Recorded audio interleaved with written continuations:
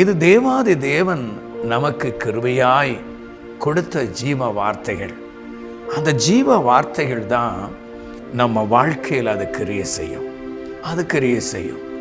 கர்த்தருடைய நாமம் மகிமைப்படட்டும். தேவாதி தேவன் வானத்தையும் பூமியையும் படைத்து மனுகுலத்தை உண்டு பண்ணி அவர் வைத்து ஆளுகை செய்து நாம் இந்த பூமியிலே வாழ்வதற்கு ஒரு வேதாகமத்தை கர்த்தர் நமக்கு தந்திருக்கிறார்.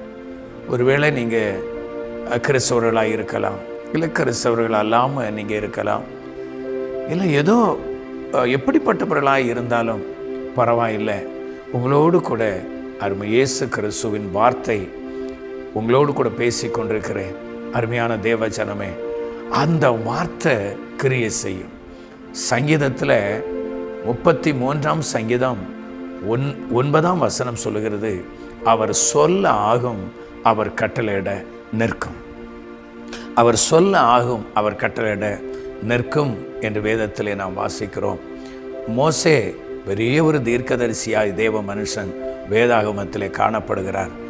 அந்த மனுஷனிடத்தில் ஆண்டவர் சொன்ன காரியம், என் வார்த்தையின்படி நடக்குமோ நடக்காதோ என்று இப்பொழுது நீ காண்பாய் என்று தேவ வல்லமையை அன்றைக்கு மோசேக்கும் இஸ்ரவேல் ஜனங்களுக்கும் காண்பித்தார் கர்த்தர். ஆகையினால தான் தேவனுடைய வார்த்தை அப்படி நம்ம வாழ்க்கையில் கிரியை செய்யும். அவர் சொல்ல ஆகும், அவர் கட்டளையிட நிற்கும்.